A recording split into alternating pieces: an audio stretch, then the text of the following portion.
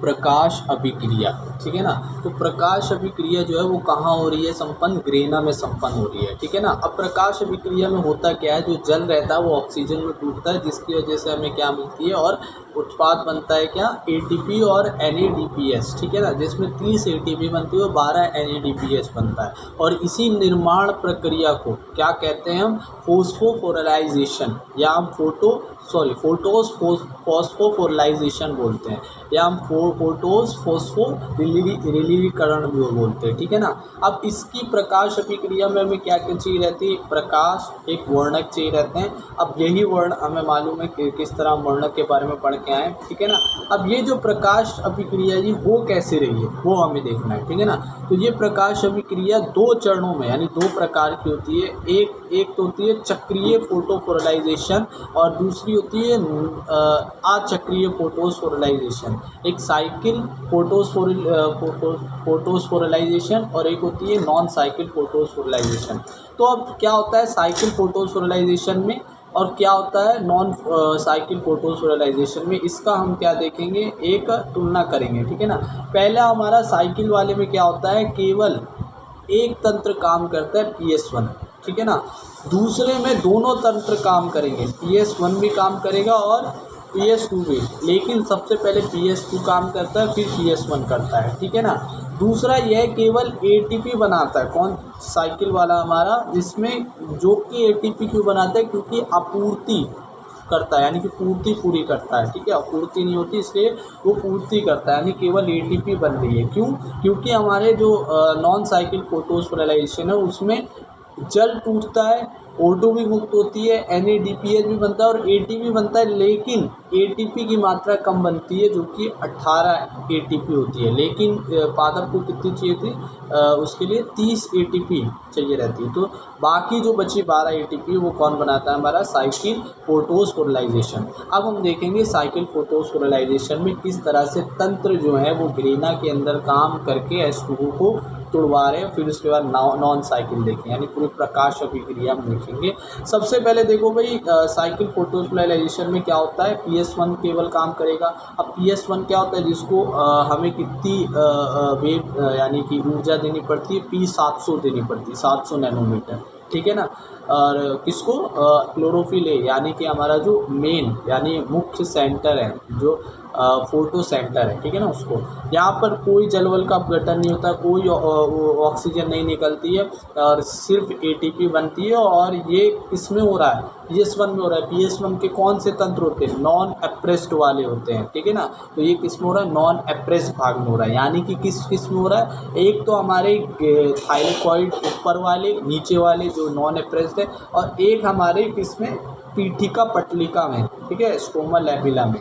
तो हम देखेंगे उनमें क्या, साइकिल फोटोफोरलाइजेशन, ठीक है ना।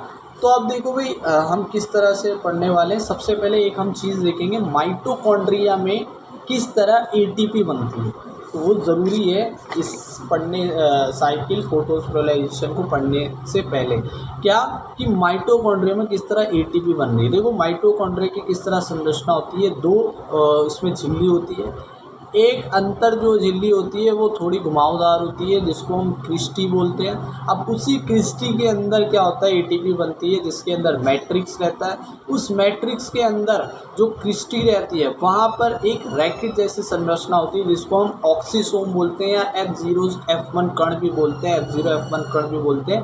अब क्या होता है, इस मैट्रिक्स के अंदर ना हाइड्रोजन आयन की कम सांद्रता होती है, यानी हाइड्रोजन आयन कम रहते हैं, लेकिन बाहर जो है, ठीक है ना, बाह्य झिल्ली में ज़्यादा हाइड्रोजन आयन रहते हैं, ठीक है ना। तो हमें मालूम है क्या होता है, यहाँ पर ऑस्मोसिस होता है, ज़्यादा सांद्रता से कम सांद्रता की ओर क्या होता है, ऑस्मोसिस होता है, ठीक है ना। तो यहाँ पर होता किस तरह से ATP का निर्माण है, देखो क्रिस्टी के अंदर जो मैट्रिक्स है उसके अंदर ना ADP और फॉस्फेट पड़े होते हैं, बहुत सारे पड़े होते हैं। ADP क्या है, देखो भाई ATP क्या होता है, ATP होता है एड्रीनोसिन ट्राइफॉस्फेट।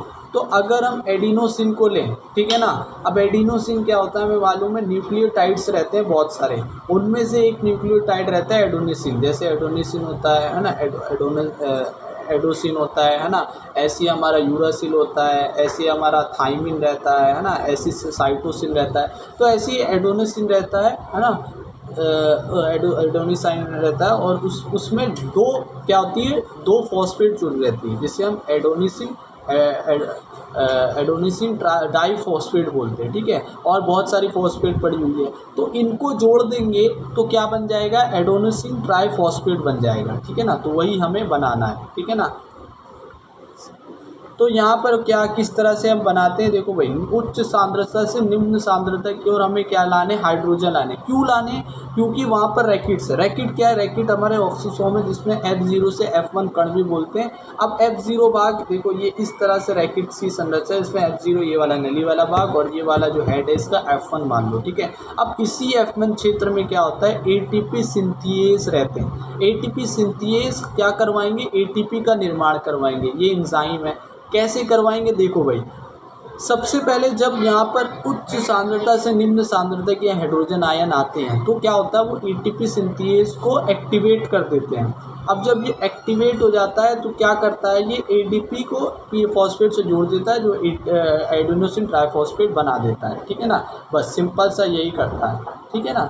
अब यहाँ पर क्या यूज़ हो रहा है, मैंने क्यों बताया, ये देखो ये यूज़ हो रहा है यहाँ पर कैसे, देखो सबसे पहले हम देखेंगे साइकिल फोटोसोरलाइजेशन, ठीक है ना, जिसमें हमने क्या देखना है, ये किसमें होता है, नॉन एप्रेस्ड भाग में होता है ऊपर की तरफ, जिसमें PS1 सिस्टम हमारा काम कर रहा है। तो PS1 में जब 700 हमने नैनोमीटर की ऊर्जा दी, उसमें से इलेक्ट्रॉन जब निकलेगा, जब सहायक जो वर्णक है वो भी उसको देंगे। सहायक वर्णक कौन से होते हैं, हमारे क्लोरोफिल B, हमारा कौन सा क्या नाम है उसका, ज़ैंथोफिल, और हमारा एक और होता है कौन सा, कैरोटीन। तो ये जब इसको देते हैं और ऊर्जा, ठीक है ना, तो इलेक्ट्रॉन निकलता है।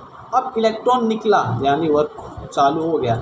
अब क्या करते हैं, इसी इलेक्ट्रॉन निकला तो इसको ना एक प्रोटीन बोल लो, एंजाइम बोल लो, वो कैच करते जाते हैं। कैसे, सबसे पहले जो कैच करता है वो होता है हमारा FRS।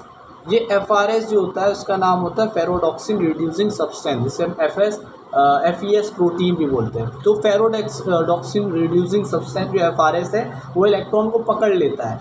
उसके बाद ये क्या हो जाता है, ये मतलब कि ऊर्जा इसमें बढ़ जाती है, एक तरह से वो अनस्टेबल हो गया। फिर ये क्या करता है, इलेक्ट्रॉन को छोड़ के अपनी पुनः स्टेज में यानी कि पुनः अवस्था में चला जाता है, और फिर उस इलेक्ट्रॉन को कौन पकड़ता है, FD यानी फेरोडॉक्सिन पकड़ता है, ठीक है ना।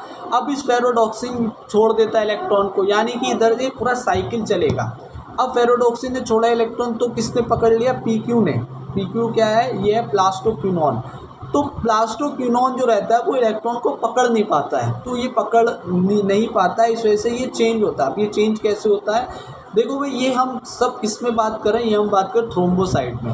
अब ये थ्रोम्बोसाइट किसका भाग है, थ्रोम्बोसाइट हमारा भाग है हरित लवक का, ठीक है ना। हमारा किसका भाग है, ये क्लोरोप्लास्ट का। अब इस हरित लवक क्लोरोप्लास्ट में बाहर क्या है, पीटिका है, ठीक है। इसके बाहर किसके, थ्रोम्बोसाइट के। और ये थ्रोम्बोसाइट के पूरे चकते रहते हैं, यानी एक सिक्कों की तरह रहता है, इसे हम क्या बोलते हैं, ग्रेनम बोलते हैं, ठीक है ना। तो यही थ्रोम्बोसाइट के बाद क्या है, पीटिका। पीटिका में हाइड्रोजन आयन पड़े, जैसे कि हमारे किस में पड़े थे, माइटोकॉन्ड्रिया में पड़े थे, है ना। इसमें क्रिस्टी के अंदर मैट्रिक्स था ना, उसी में। इसी तरह से यहाँ पर उसके बाहर है ना, क्रिस्टी के बाहर जो लेयर थी, तो यहाँ भी पीटिका में हाइड्रोजन आयन पड़े, बहुत सारे हाइड्रोजन आयन। तो यहाँ पर भी क्या हो सकता है, यहाँ पर हमने क्या करा, PQ जो हमारा था, प्लास्टोक्विनोन नहीं पकड़ सकता था, क्षमता नहीं थी इलेक्ट्रॉन को लेने की, तो वो हाइड्रोजन आयन को लेता है, PQS2 बनाता है और फिर ये इलेक्ट्रॉन को पकड़ लेता है। लेकिन फिर ये भी इलेक्ट्रॉन को छोड़ देता है। अब जब छोड़ता है तो इसके अंदर ना स्टेबिलिटी नहीं रहती है हाइड्रोजन आयन को लेने की, तो ये अस्थायी होता है, इस वजह से ये इसको हाइड्रोजन आयन को छोड़ देता है और दोबारा प्लास्टोक्विनोन बन जाता है। लेकिन ये छोड़ता कहाँ है, ये सबसे मेन है, ये छोड़ता कहाँ है, ल्यूमन में छोड़ता है। कहाँ पर, ल्यूमन। अब ये ल्यूमन का हमें पता है थ्रोम्बोसाइट में दो उसकी क्या होती है, झिल्ली रहती है, एक अंतः और एक बाह्य। तो हम ये अंतः में अभी बाह्य की बात करें। अब इसके अंदर क्या है, एक ल्यूमन होता है, ठीक है ना। तो उस ल्यूमन के अंदर ये हाइड्रोजन आयन को छोड़ देता है, ठीक है ना। अब उसके इलेक्ट्रॉन को भाई साइटो B6F पकड़ लेगा, फिर PC यानी प्लास्टोसाइनिन पकड़ लेगा, और लास्ट में प्लास्टोसाइनिन से दोबारा साइकिल की तरह इलेक्ट्रॉन किस में चला जाएगा, हमारे PS1 में चला जाएगा, यानी क्लोरोफिल A के पास चला जाएगा। अब इससे हुआ क्या, मान लो बहुत सारे PS1 है, उन्होंने भी यही सेम काम करा, इलेक्ट्रॉन को छोड़ा, फेरोडॉक्सिन ने पकड़ा, फिर फेरोडॉक्सिन, फिर PQ प्लास्टोक्विनोन, फिर साइटो B6 प्लास्टोक्विनोन नहीं पकड़ा सकता था, उसने हाइड्रोजन आयन को लिया, उसने इलेक्ट्रॉन को छोड़ा, हाइड्रोजन आयन को ल्यूमन में डाल दिया और फिर ये घूम घुमा के प्लास्टोसाइनिन से दोबारा इलेक्ट्रॉन आ गया। तो ये क्यों करा? जब ये होता जाएगा तो उससे क्या हो रहा है, हमारे हाइड्रोजन आयन बढ़ रहे, कहाँ पर? ल्यूमन में। तो ये क्या करता है, ल्यूमन में हाइड्रोजन आयन को बढ़ाता जाता है। क्या करते रहते हैं? बढ़ाता जाता है। पीटिका में हाइड्रोजन आयन कम होते जाते हैं। तो जब ये पीटिका में हाइड्रोजन आयन कम हो जाएंगे, ल्यूमन में बढ़ जाएगा, तो यहाँ पर भी क्या हो जाएगा? ऑस्मोसिस हो जाएगा, परासरण हो जाएगा। क्या होगा? उच्च दाब से निम्न दाब की ओर जाएगा। ठीक है ना? कैसे जाएगा? देखो भाई, यहाँ पर जो मैंने ये बनाया ना उसको इग्नोर करो, और यहाँ पर क्या रहता है साइडों में, देखो ऊपर तो नॉन एप्रेस भाग होता है, नीचे क्या है? एप्रेस भाग है। साइडों में क्या है? साइडों में रहता है मार्जिन, किनारे रहते हैं। ठीक है ना? तो यही मार्जिन पर भी क्या होते हैं? ऑक्सीसोम, यानी कि क्या रहते हैं? रैकेट्स रहते हैं। क्या रहते हैं? ऑक्सीसोम। और इस ऑक्सीसोम का नाम है CF0 CF1 कण भी बोल सकते हैं, ऑक्सीसोम भी बोल सकते हैं। और यही CF1, जहाँ वहाँ पर F1 था ना, तो वहाँ यहाँ पर CF1 में क्या रहता है? एक वही एंजाइम रहता है जिसका नाम है ATP सिंथेस। तो यही ATP सिंथेस बाहर पीटिका है, जिस तरह से माइटोकॉन्ड्रिया में था। बाहर क्या पड़े हुए हैं? बहुत सारे मतलब मैट्रिक्स में पड़े हुए हैं क्या? ATP फॉस्फेट पड़े हुए हैं, उन्हें जोड़ना, ATP बनानी है। तो यहाँ पर भी बहुत सारे पड़े हुए हैं, उन्हें जोड़ेगा कौन? ATP synthase. कैसे जोड़ेगा? हाइड्रोजन आयन जो है उच्च से निम्न की ओर जाएंगे, इसको एक्टिवेट कर देंगे, सक्रिय कर देंगे, तो ये सक्रिय होगा तो ADP और फॉस्फेट को जोड़ देगा और ATP बन जाएगी। तो इस तरह से ये पूरा चक्र होगा, जिसको हमने क्या बोला है? साइकिल फोटोस्फोराइलाइजेशन। ठीक है ना? तो इसको क्या नाम दिया हमने? साइकिल फोटोस्फोराइलाइजेशन।